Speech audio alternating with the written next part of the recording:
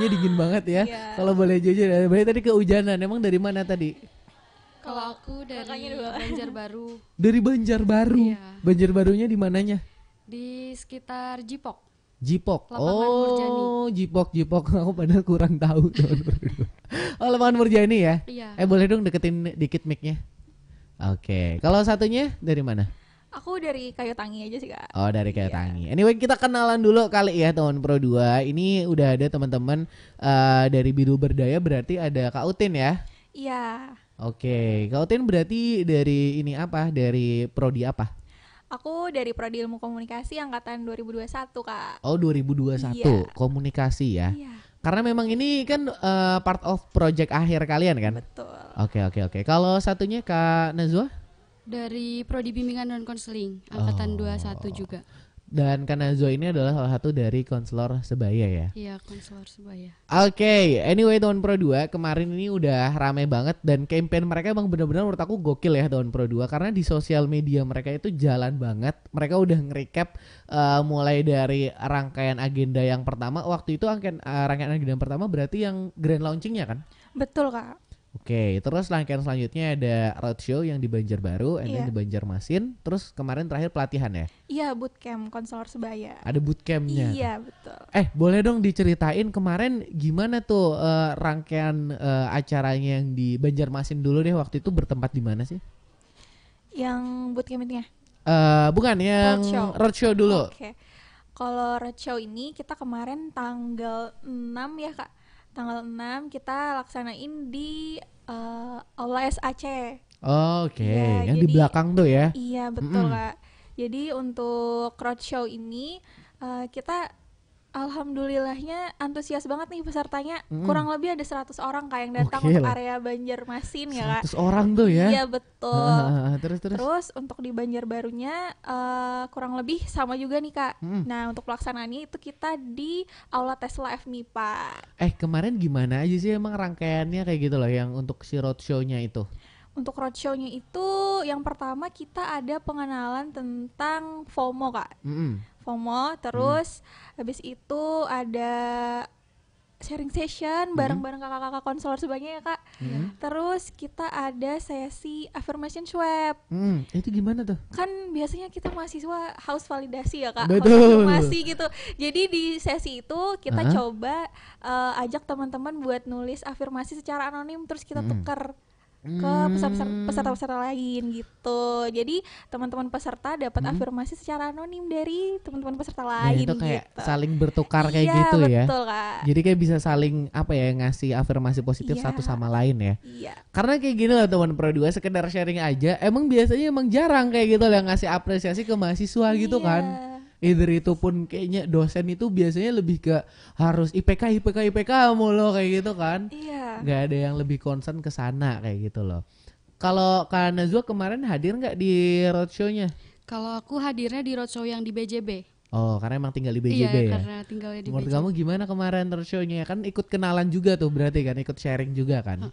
Jadi kalau dari aku sendiri itu Kak pas waktu ikut roadshow di BJB, kebetulan di situ juga ada teman-teman aku yang udah lama nih nggak ketemu, tiba-tiba ketemu di sana. Oh. Terus jadi kayak wah berarti antusias mereka ini emang benar-benar bagus. Apalagi kan tema yang dari kakak-kakaknya angkat ini emang bagus banget untuk kesehatan mental mereka.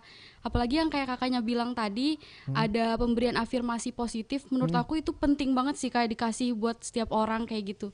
Apalagi tiap orang itu kan setiap harinya pasti butuh tuh dukungan positif Iya. dari orang-orang kayak gitu. Tapi kalau Nazwa sendiri kan berarti kalau teman-teman konselor sebaya itu emang dibagi ya, Banjarmasin sama BJB kayak gitu, Banjarbaru emang dibagi atau gimana sih? Kalau konselornya itu sebenarnya keseluruhan kalau mahasiswa itu dari BJB dari BJMK. Nah, tapi kalau misalkan ada yang dari mahasiswa BJB itu bisa kami bahasa apanya ya kayak dilemparkan, ada juga dari pihak BJB-nya juga yang menangani. Jadi nggak cuma untuk di BJM aja. Oh, berarti diarahkan kayak gitu ya Iya, ke teman-teman bener, Kak. Banjarbaru ya. Kalau boleh tahu total jumlah konselor sebaya totalnya ada berapa sih yang per tahun ini ya? Kalau misalkan yang dari angkatan saya sendiri itu ada 15-an orang yang kemarin berhasil diseleksi Oke. untuk menjadi konselor sebayanya itu. Kalau yang masih aktif sampai angkatan berapa, Najwa? Kebetulan karena dari UPA BK ini yang ada konselor sebaya baru aja Kak. Jadi emang 15-an orang itu sebagai konselor sebayanya. Oh berarti pertama di angkatan kamu? Iya. Angkatan dua-duanya berarti belum dong? Belum. Oh, that's why teman-teman dari Biru Berdaya kemarin di bootcamp yang terakhir juga open recruitment. Sebenarnya bukan open recruitment ya, tapi kayak syarat untuk open recruitment kemarin adalah harus hadir di bootcamp kemarin kayak gitu ya? Iya betul. Oke. Iya. Tapi kalau dari bootcampnya sendiri, emang kenapa sih alasannya harus maksudnya kayak ikut bootcampnya dulu kayak gitu baru bisa ikut opreknya kayak gitu? Ya, jadi untuk bootcamp itu tadi nanti teman-teman peserta yang udah selesai ikut bootcamp itu bakalan dapat sertifikat, Kak. Nah, sertifikat itu jadi persyaratan buat mereka untuk ikut open rekrutmennya gitu. Oh, emang waktu itu memang mengundang ada beberapa apa ya sebutannya kayak praktisi kayak gitu di waktu bootcampnya? Ya betul, jadi kita ada 3 narasumber utama. Yang pertama itu ada Bapak Arsyad ya Kak. Iya, Bapak Arsyad itu psikolog sekaligus dosen juga. Bimbingan konseling Iya. juga. Oh, dosen Terus- kamu nih Iya, baru nih. dosen juga. Ya, terus ada terus. Bu Eklis. Beliau ini selaku Kaprodi juga ya Kak. Bener. Iya, Kaprodi BK. Terus yang terakhir karena kita anak komunikasi, kita mau bagi ilmu tentang komunikasi juga dong buat teman-teman konselor sebaya. Jadi kita ajak pemateri dari dosen ilmu komunikasi Ibu Yuanita gitu. Oke. Waktu itu emang dari yang aku lihat di Instagramnya ya di bootcampnya itu nih teman Pro 2 beda. Kalau waktu di roadshow kemarin ada affirmation swap ya, itu pakai sticky note yang kecil-kecil terus ditulis-tulisin kan. Tapi waktu di bootcampnya ada tuh yang pakai kertas polio yang gede banget kayak gitu. Itu emang kalian ngapain? Apa yang terjadi di sana? Kok ada polio-polio gitu? Ya, jadi sebenarnya kita rangkaian bootcamp ini sangat padat ya Kak, dan intensif sekali. Jadi Oke.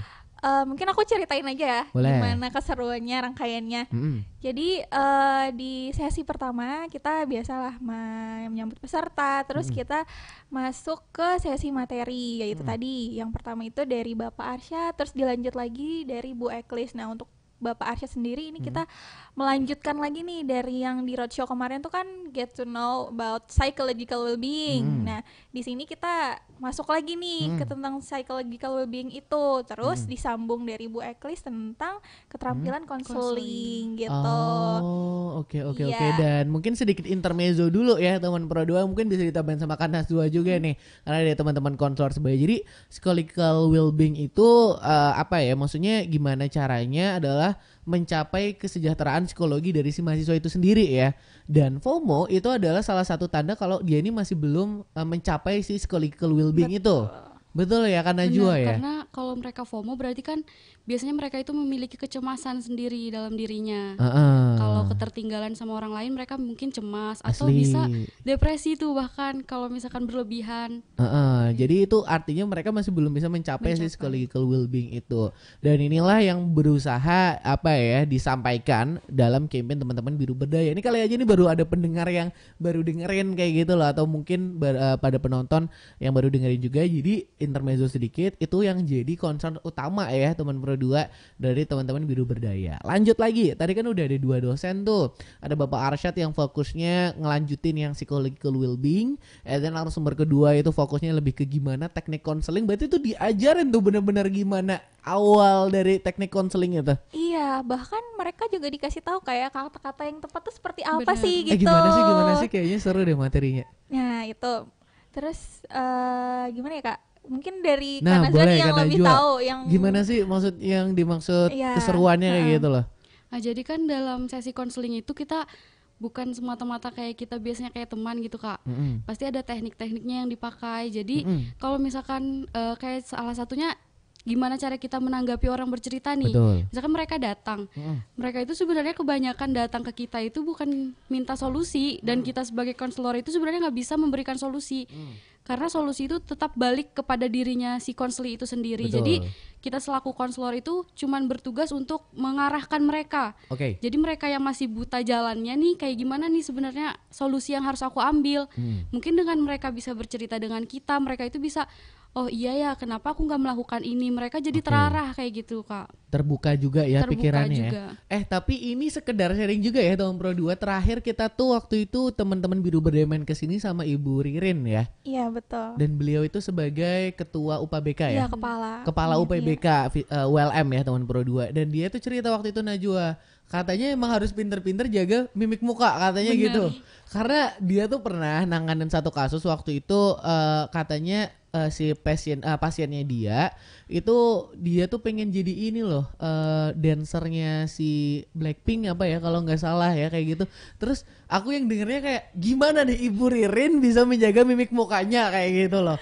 Kalau Najwa sendiri berarti udah berpengalaman juga tuh menangani yang cerita-cerita yang kayak gitu. Sebenarnya bukan aneh ya, tapi kan nggak biasa didengar kayak gitu loh. Mungkin kalau dari aku sendiri itu emang karena aku suka mendengarkan Kak, jadi kayak sudah terbiasa pendengar yang baik nih ya. Sudah terbiasa buat kayak mendengarkan teman-teman cerita gitu. Jadi kalau misalkan cerita mereka itu memang terlalu sangat jarang untuk aku dengar, itu aku diem aja Kak. Maksudnya tuh aku nunjukin ekspresiku ya, aku seolah lagi mendengarin dia. Jangan nunjukin kayak aku lagi ngejudge dia, itu jangan. Nanti dia malah kayak merasa nggak nyaman nih, karena kita sebagai konselor kan yang pertama itu pasti harus membangun relasi yang baik dulu nih sama si konselinya. Betul. Karena kalau mereka merasa kurang nyaman atau merasa hubungan mereka dengan si konselornya itu kurang bisa, mereka itu kurang terbuka jadinya. Jadi sebisa mungkin kita itu kayak merespon mereka dengan hangat kayak gitu. Oke. Tapi kalau dari kamu sendiri mungkin sedikit dulu ya sebelum ntar balik lagi ke teman-teman Biru Berdaya ya sama Utin ya. Tapi kalau dari kamu sendiri ada nggak sih pengalaman kamu sama waktu ngasih ngasih masukan kepada konseli kayak gitu, pernah nggak sih kamu sejauh selama 1 tahun kayak gitu sebagai konselor sebaya? Sebenarnya ada sih Kak, cuman untuk ceritanya mungkin kami nggak bisa membuka karena kami menjaga asas kerahasiaan dari si konselingnya itu sendiri. Nah, ada asas kerahasiaannya juga tuh ya. Jadi kami di situ juga buat memancing mereka untuk cerita itu, kami menyatakan kalau misalkan dalam proses konseling ini kami mengemukakan asas kerahasiaan sehingga mereka itu nggak takut untuk cerita ke kami. Jadi yang pernah saya alami sendiri itu, pernah saya sebenarnya shock dengan cerita mereka. Oh beneran ternyata apa yang ada di sosial media ternyata beneran ada nih. Maksudnya terjadi di kalangan mahasiswa kayak gitu. Yang ada di sosial media beneran terjadi. Oh ini kasus bensin bukan? Oh kan. Sorry. Kan lagi rame itu kan. Ya, terus. Misalkan aja kayak penyimpangan misalkan seksual kayak ya. Lesbi kayak gitu. Mungkin kan kita mendengarnya agak gimana ya? Ya tadi juga aku udah coba nyapu ya penyimpangan seksual ya. Dia sebut lesbi, oke. Saya tidak siap juga. Tapi kita belum tentu itu permasalahannya. Jadi itu kan hal yang membuat aku kaget sendiri itu Kak. Cuman karena dia datang ke sini mungkin butuh bantuan, karena nggak ada tempat cerita kan itu masalahnya lumayan ya Kak. Apalagi itu menyangkut privasi mereka, mungkin susah. Mereka datang ke kita aja itu mungkin butuh niat yang kuat. Setuju banget. Jadi kami sebagai konselor itu ya profesional aja. Ini permasalahan mereka butuh bantuan dari kami. Jadi kami selayaknya seorang konselor menangani mereka atau memberikan arahan lah kepada mereka sehingga mereka itu bisa sadar setelah mereka diajak bicara kayak gitu. Oke. Dan aku sebenarnya terlepas dari masalahnya apa ya Tahun Pro 2 ya, mungkin kita nggak bisa juga ngulik ke sana ya karena balik lagi ada asas kerahasiaan dan juga privasi dari si konselinya. Tapi kamu sendiri kayak gitu loh. Waktu ini terlepas di masalahnya apa ya, waktu dengar masalah dari si konseli, mimik muka kamu emang gak berubah kayak gitu. Aku tuh itu yang aku pengen tanya tuh, kayak emang kamu bisa kayak poker face, kayak datar kayak gitu, emang bisa kamu? Muka aku kayak sekarang Kak. Mukanya jujur kayak emang dia tuh pendengar yang baik kayak gitu loh Tahun Pro 2. Soalnya aku gak berani juga nih nunjukin kayak hah? Kayak gitu kan gak mungkin kan? Apa? Kayak gitu. Gak mungkin gitu ya.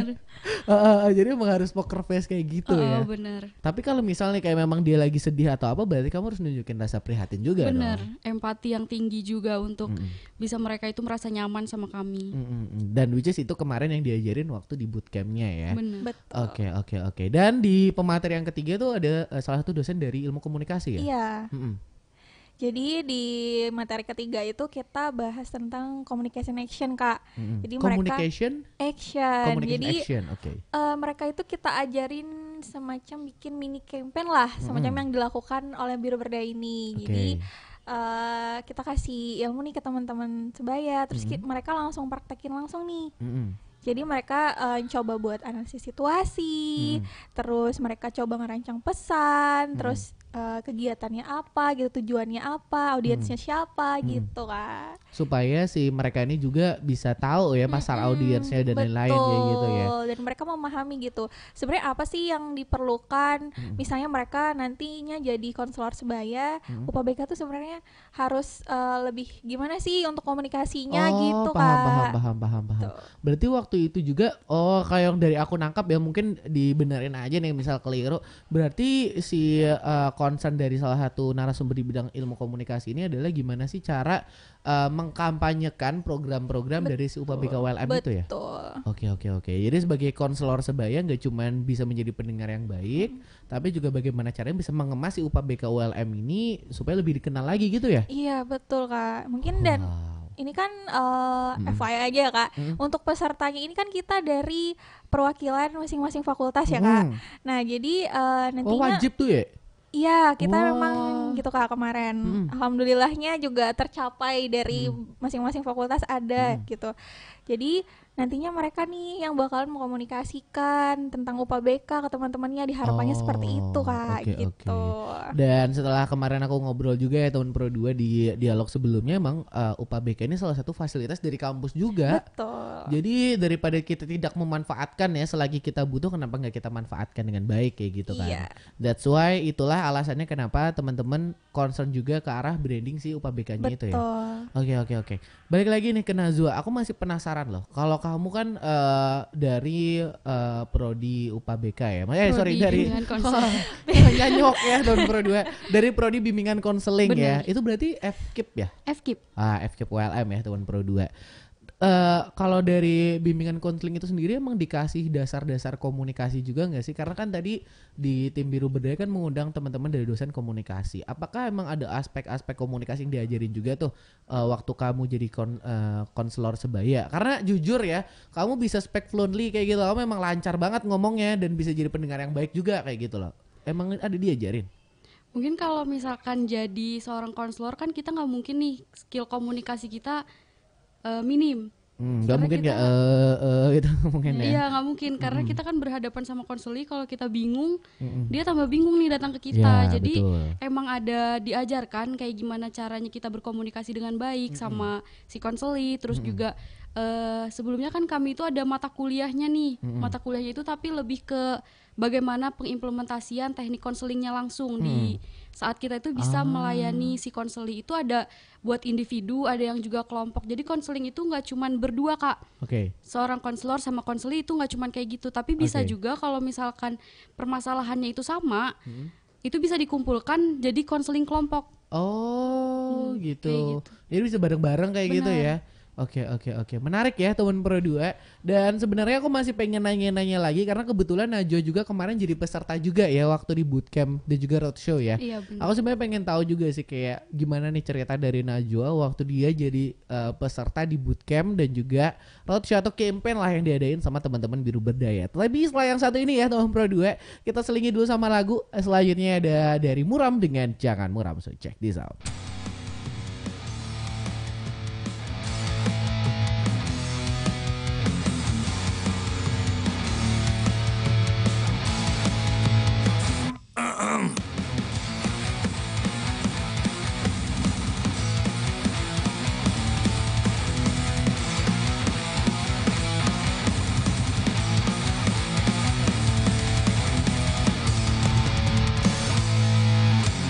Terpapar desasi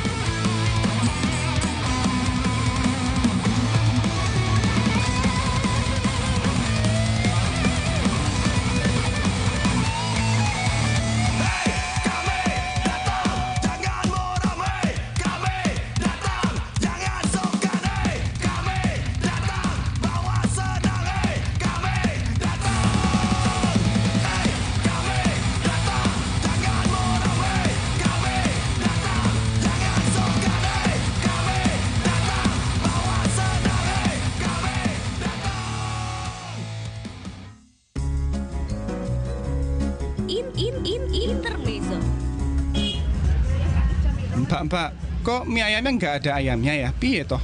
Lah, kalau beli lem tikus, emang ada tikusnya?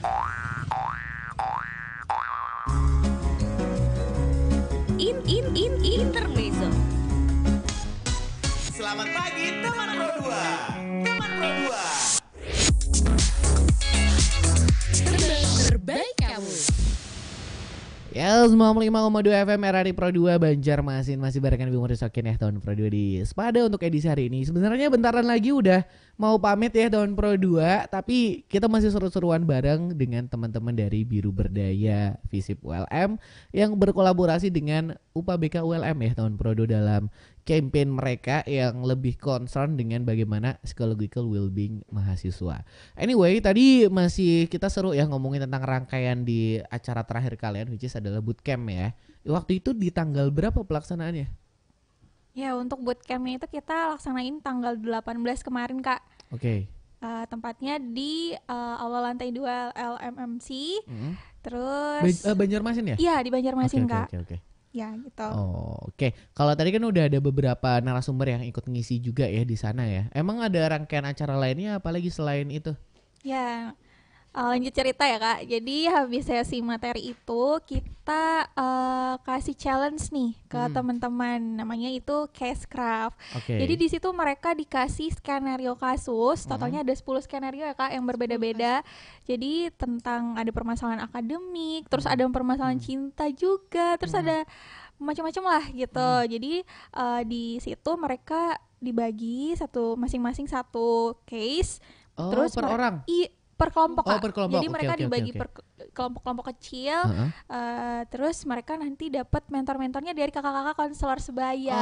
Oh. Jadi di situ mereka nganalisis nih, ini gimana sih. Terus mereka juga mencoba merancang menyusun langkah-langkah konseling yang tepat gitu untuk dilakukan dengan case tersebut gitu. Nah, dibantu dari kakak-kakak konselor sebaya sebagai mentor gitu, Which is Kak. kemarin Kak Najwa ya jadi salah satu mentornya Iya, juga. betul. Jadi mentornya. Oke. Gimana sih emang salah satu, aku maksudnya masih nggak kebayang kayak gitu loh. Maksudnya gimana sih salah satu contoh topiknya deh. Misal tentang tentang cinta deh. Waktu itu emang apa salah satu case-nya? Waktu itu mungkin Kak yang kakak handle kasusnya Kalau apa? aku yang sendiri nge-handle kemarin apa? sempat nge-handle masalah toxic Nah, relationship. iya, Nah, toxic gimana relationship. tuh kemarin? Jadi kan di permasalahannya itu kan kasusnya menceritakan seorang perempuan yang berpacaran sama lelaki, semakin lama hubungannya itu semakin toksik dari si pihak laki-lakinya, Oke. posesif. Jadi si laki-lakinya ini suka ngatur gaya Oh, hidupnya udah perempuan. kayak ini ya manajer ya. Benar, sehingga jadinya tuh mengganggu mental dari si perempuan ini. Mereka Oke. jadi merasa nggak enak lah dari adanya kondisi kayak gitu, dari toxic relationship-nya itu. Oke. Jadi dari pesertanya itu diminta buat mengimplementasikan nih dari materi yang sebelumnya sudah disampaikan sama Ibu Eklis itu tentang teknik konseling. Oke. Jadi mereka itu langsung terjun bagaimana. Jadi mereka itu nggak cuma mendengar dari pemaparan Ibu Eklis itu. Jadi mereka langsung mengimplementasikan dari yang dijelaskan sama Ibu. Kayak misalkan mengidentifikasi masalahnya kayak gimana, terus tuh dari mereka itu kayak solusinya apa, sehingga mereka itu bisa menyusun. Jadi yang karton sebenarnya Iya. kakak bilang Oh, besar yang tadi itu, gede-gede itu? benar, itu yang dipakai buat mereka buat Oh. mencantumkan itu. Iya, Oke, buat oke. memvisualisasikan hasil diskusi mereka gitu, Kak. Oke. Ya, terus setelah itu juga dapat feedback ya, Kak, dari para mentornya gitu. Oh, berarti si kelompok-kelompok ini berperan sebagai konselor kayak Iya, gitu ya? betul. Oh, unik banget. Kemarin ada apa aja temanya, sorry? Ada berapa tema totalnya? Ada 4 ya, Kak. Ada akademik, terus ada percintaan, habis itu duanya apa ya? Toxic aku lupa. relationship itu bukan? Itu masuk ke Cinta. percintaan. Oh, itu subtemanya ya? Iya, ada 4 pokoknya kemarin itu. Ada masalah keluarga, terus Oh. terakhir ekonomi ya. Oke. Oh iya gitu. Pokoknya ada 4 tema lah. Dan dari kelompok dari Najwa sendiri gimana tuh menurut Najwa? Maksudnya kayak solvingnya kayak gimana tuh dari beberapa kendala atau apa ya kasus yang mereka temuin? Gimana tuh pemecahan masalah mereka menurut Najwa? Kebetulan aku dapat kelompok yang kerjasamanya lumayan bagus nih Kak. Jadi mereka itu kayak diskusi selayaknya mereka berbagi cerita. Aku dulu pernah nih ngalamin kayak gini. Terus mereka itu kayak bertukar untuk mencari solusinya kayak gitu. Jadi aku kan sebagai mentor di situ nggak boleh nih mengajak mereka atau menjerumuskan mereka untuk memberikan hasil atau solusi yang kayak gimana. Jadi tetap mereka tuh yang memutuskan untuk kasus yang mereka jalani kayak gitu loh, yang mereka dapatkan. Jadi di situ mereka berdiskusi Kak untuk bagaimana memecahkan permasalahan dari yang kasus mereka dapatkan itu. Oh, menarik banget sih ya tahun Pro 2.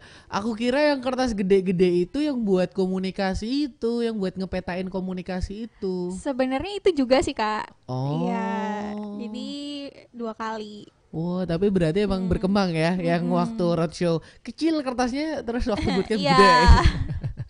Wah, menarik banget teman Pro 2. Dan itu berarti totalnya ada 4 tema dan itu ada sub-sub temanya lagi. Betul. Wah, luar biasa teman Pro 2. Terus selain itu ada apa lagi tuh rangkaiannya? Habis mereka mencoba menganalisis dan merancang langkah-langkah konseling mereka juga diajak buat praktik langsung Kak. Jadi mereka ngelaksanain simulasi konseling buat teman-teman pesertanya gitu. Jadi tiap-tiap kelompok itu dikasih kesempatan buat ngelakuin simulasi konseling. Cuma kemarin sayangnya karena waktu yang terbatas ya Kak. Jadi cuma 3 kelompok aja. Padahal antusiasmenya tuh kayak semua kelompok mau ikut simulasi, mau nyoba simulasi gitu loh Kak. Mereka dikasih ini juga dong. Apa ya? Dikasih konseli ya, orang yang mau konsultasi terus mereka berperan sebagai konselor kayak gitu. Mereka ngelakuin simulasi itu dari kelompoknya. Jadi tiap-tiap kelompok itu ada yang mewakilkan peran sebagai konselor dan konseli. Ih, asik gitu. banget. Terus temanya ditentuin dong waktu itu. Temanya dari case yang sebelumnya mereka analisis gitu.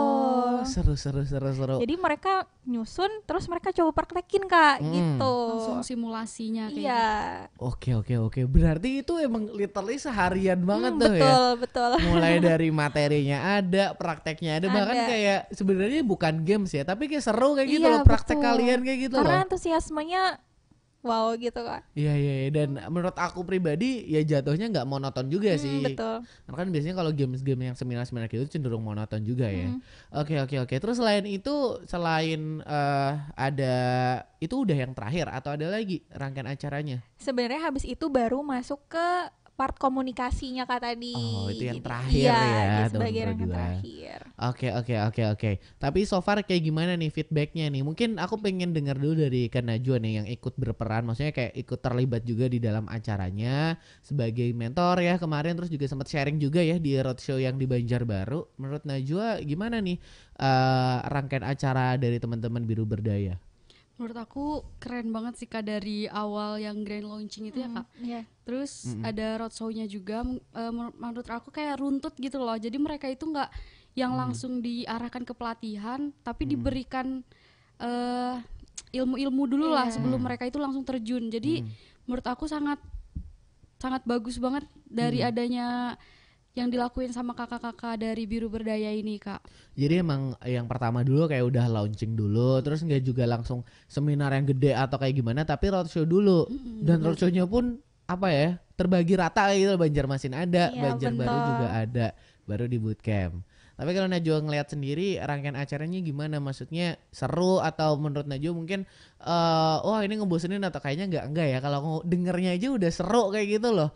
Rangkaian acaranya menurut Najwa gimana rangkaian acaranya? Kalau dari aku sendiri pastinya seru banget sih Kak, apalagi waktu yang di pelatihan itu mahasiswanya bener-bener yang kayak kalau dibilang full banget ya Kak, agendanya dari yang materi dulu, terus mereka dikasih case scrap yang studi kasusnya itu, mereka disuruh memahami kayak gimana mengidentifikasi masalah, mencarikan solusi, terus mereka itu langsung diberikan kesempatan buat simulasi langsung menjadi konselor dan konselinya kayak gitu Kak. Dan aku lihat dari para mahasiswanya itu emang antusiasnya bagus banget, karena apa yang mereka lakukan waktu simulasi itu bener-bener kayak udah bisa jadi seorang konselor kayak gitu Kak. Iya, udah memenuhi kayak gitu ya. Ya betul. mungkin karena sebelumnya udah ikut roadshow-nya juga kali ya.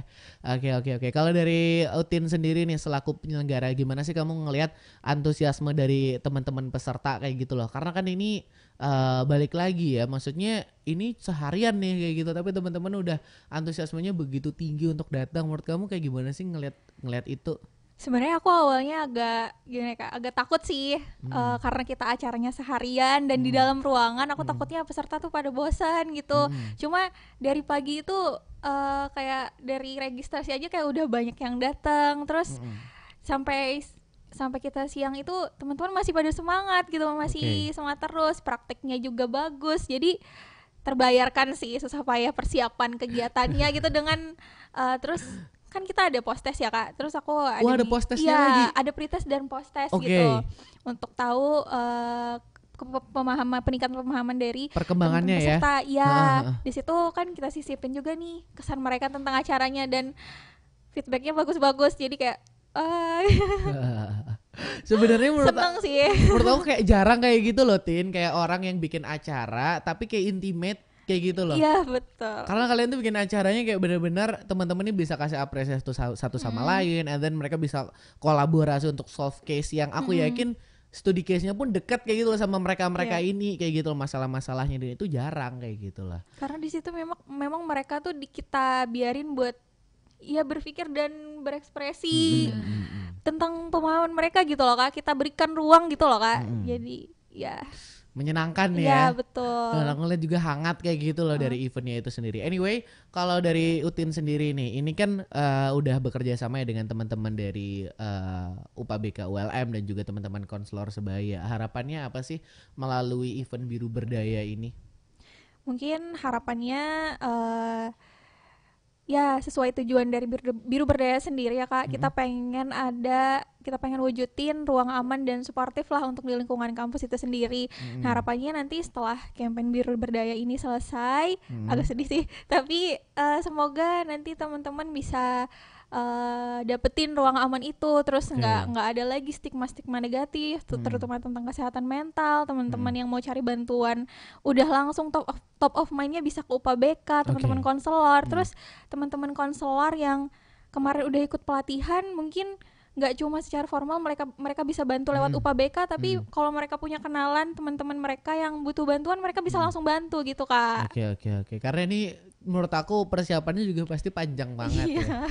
Dan rangkaiannya udah panjang juga, dan aku yakin nggak mudah ya tuh Pro 2, pasti melelahkan juga ya. Keren sih teman-teman dari Biru Berdaya.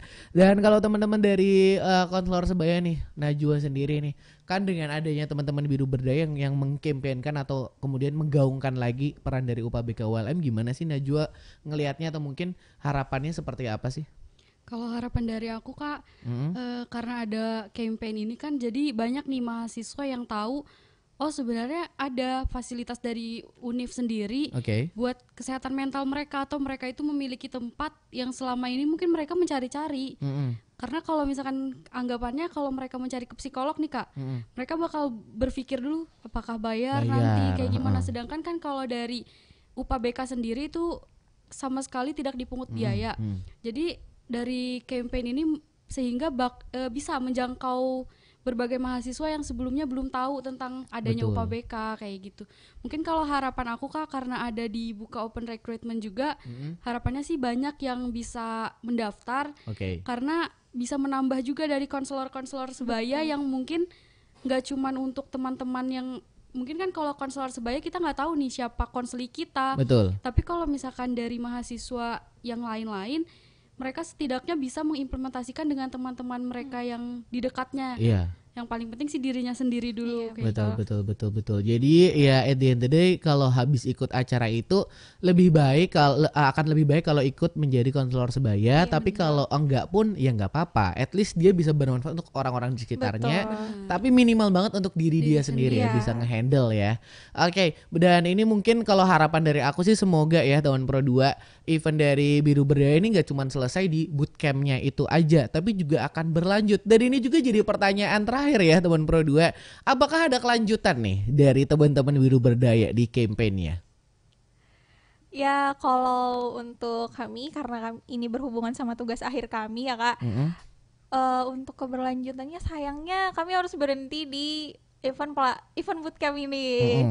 Ya, tapi memang nantinya bakalan ada open rekrutmen konselor sebaya. Cuman untuk event dari Biru Berdayanya secara officially-nya itu ya Kak, udah berhenti di bootcamp ini. Sedih sih sedikit. Tapi kalau teman-teman pengen lihat kampanyenya pun masih bisa ya sebenarnya ya. Bisa. Itu di mana tuh ngeliatin di Instagram kalian? Di Instagram @berdayakanjiwa Kak. @berdayakanjiwa. Oke, jadi kalau pengen lihat keseruannya, terus pengen lihat materi-materi dari kampanyenya bisa ke @berdayakanjiwa. Betul. Oke, terakhir banget nih ya teman Pro 2 nih, janji nih jadi yang terakhir. Kalau dari Najwa kan udah jadi konselor sebaya nih.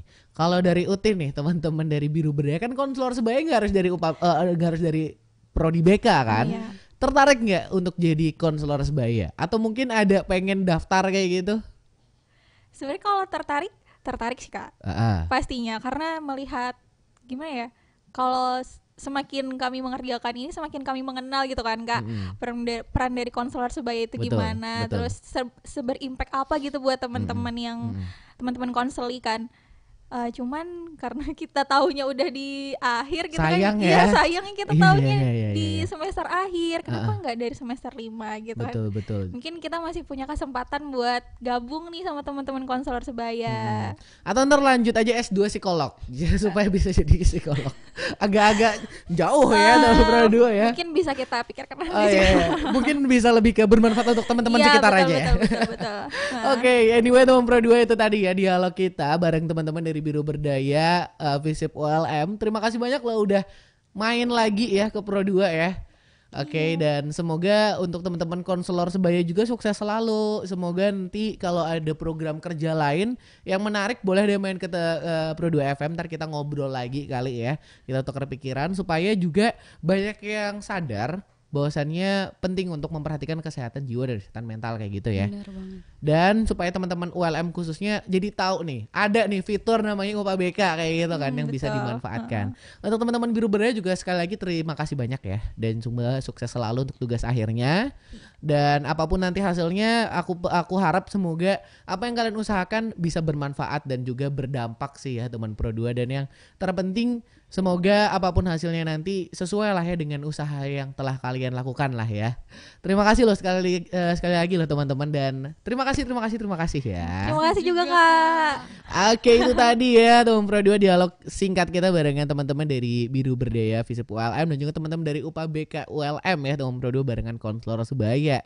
Wah, ternyata rangkaiannya cukup panjang dan seru banget. Jujur aku lumayan tertarik ya teman Pro 2 untuk jadi konseli ya, bukan konselor, jadi konselinya doang. Ntar main-main deh ke UPA BK ya biar cerita gimana lelahnya siaran ini ya teman Pro 2, bercanda. Anyway teman Pro 2, 58 menit lepas pukul 9 waktu Indonesia Tengah, aku mau pamit dulu. Santai siangnya dilanjutin barengan Mute ya teman Pro 2 sampai kelaran jam 3 nanti. So, don't go anywhere, keep tuning on Leon Pro 2 FM, teman terbaik kamu karena kita Indonesia. Assalamualaikum, pamit dulu. And now your host for this evening, Mon Bloomer and the Roots. Early in the morning, city storm kisses the river. Little boat starts sailing. We love this city since forever.